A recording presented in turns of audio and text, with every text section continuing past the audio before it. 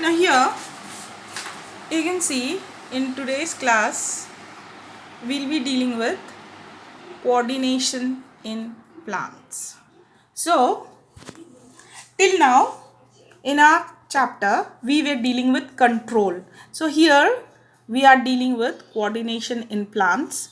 Now you see animals and plants. Okay, now both have the nervous system. Animals have nervous system for control and coordination, but plants, they don't have a nervous system. But how do they respond to stimuli? For example, you have seen that touch me not plant, chew me plant, or mimosa plant, the leaves close up, the seeds germinate, the root moves down, the shoot moves out. But what makes them do that? See, both in animal as well as plants, they have got certain hormones. In plants, it is known as phytohormones. Okay, now you see there is no growth involved in this movement. So on the hand, the directional movement of a seedling is caused by growth. Okay, so now what is growth? If it is prevented from growing, it will not show any movement. Okay, so plants show two different type of movement. You see, this is very important. One dependent on growth and the other independent of growth. Okay, so what are the two type of movement? One is dependent and other. Now you see here, immediate response to stimuli. Now let us think that the first kind of movement, such as sensitivity with plant, no growth movement. One movement is growth and the other is independent of growth. Now see, if you are touching the leaves of the plant, there is no growth. There is no nervous tissue, no muscles. Then how does the plant detect the touch and how do the leaves move in response? So how does it all happen? Now see, in front of you, the leaves are clear and here it is. In the first picture you see the leaves are there. Okay, and see in the second picture the leaves are closed. So this is a non-developmental or non-growth movement. Now how does exactly happens? Now you see, it is apparent that movement happens at the point different from the point of touch. Okay, so information that touch has occurred must be communicated, isn't it? The signal of touch must have been communicated. Okay, now the plants also uses electrochemical means to convey this information from cell to cell, unlike animal, but there is no special tissues in plants for conduction information. Finally, again in animal, the cell must change shape in order to move. Instead, the specialized protein found in animals muscles, they shape by changing the amount of water in them, resulting in swelling or shrinking and thereby changing in shape. Okay, so sometimes the movement can happen due to water potential. Okay, now the movement due to growth. How do they grow? You have seen plants growing, isn't it? Now there are tendrils. What are tendrils? They are spring like thing. If you see pumpkin plant, tendrils are very common. They are spring like coil. If you uncoil them, they are very sensitive to touch. They coil it again and then they contact with any support. Part of the tendril in contact with the object does not grow as rapidly as the part of the tendril other than the object. This causes tendril to circle around the object and thus cling to it.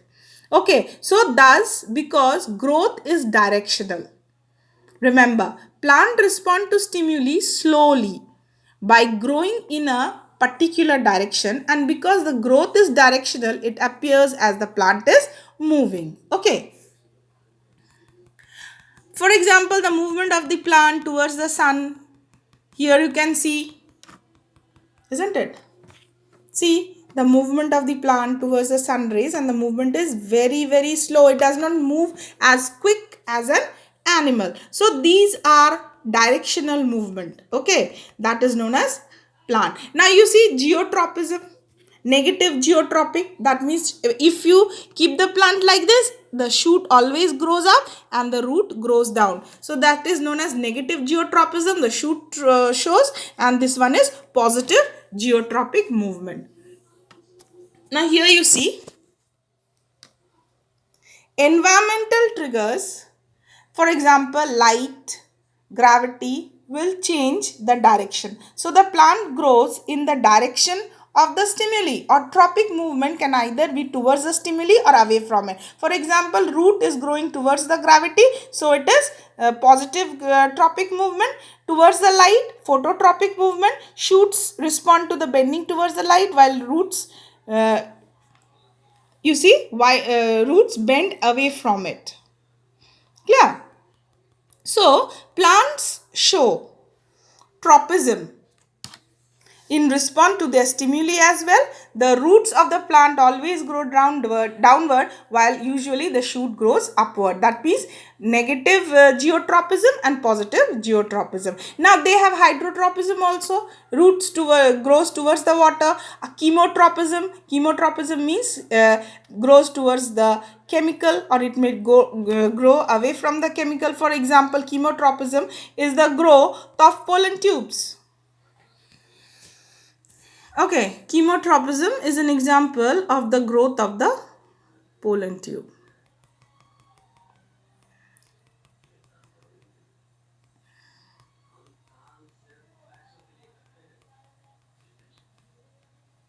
Now,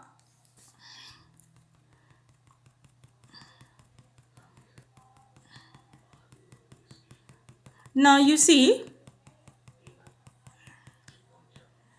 for example, chemotropism slower response. Okay, now even in animal bodies, there is careful controlled direction to growth.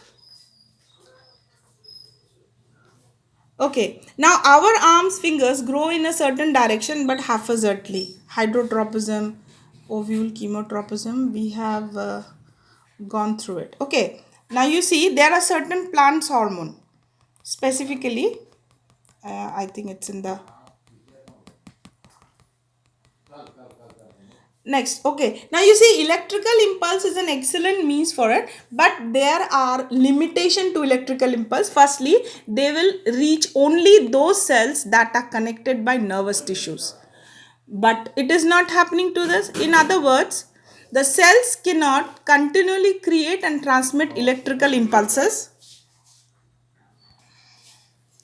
Okay. Now, secondly, once an electrical impulse is generated, the cells are transmitted, and the cell will take some time to reset its mechanism, and it generate and transmit a few impulse. In other words, cell cannot continually create and transmit electrical impulse, so there is no wonder. Now, there are certain chemicals. Okay. Now, there are certain chemicals that is doing the same. Instead generating an electric impulse, stimulated cell release the chemical compound. Okay, so this chemical compound within the plant cell can also be known as a plant hormone. For example, I tell you, see, this portion you focus, these compounds or hormones used by multicellular organism for control and coordination show a great deal of diversity as well as expected. Now let us see for the example earlier, when growing plants detect light, a hormone is called auxin. That means one plant hormone, you can see auxin, they synthesize at the shoot, cells help it grow longer. When the light is coming from one side of the plant, auxin diffuses toward the shady sides of the shoot, and thus see auxin is for root and shoot growth. Okay, so where are they found? At the root tip and the shoot tip. Now another example of plant hormone is gibberellin. Okay, like auxin, they helps in the stem. Cytokinin is also one example. Auxin, gibberellin, cytokinin promotes cell division and is natural. Then they are present in a greater concentration areas of the rapid cell division, such as fruits and seeds. Okay, mainly cytokinin are present in seeds and fruits, and this is also responsible for the ripening of the fruit and seed dispersal. Okay, so plant hormone, they help in promoting growth, but plants also need signal to stop growing. See, now growth has to be stopped. So that, for example, the leaf grows old and dies. So that growth stopping is known as the growth inhibitor is known as abscisic acid, and this hormone also inhibits the growth. It affects in wilting of the leaf. You have seen the leaves that grow old, they wilt. So this wilting is also done by abscisic acid. So as a recap, how many hormones did you come across? One is auxin, number 1 auxin, number 2 gibberellin, number 3 cytokinin, and the 4 is abscisic acid. Clear? So here you have the questions here that you have to do. Okay. So in my next class, I'll be dealing with hormones of animals. So, okay.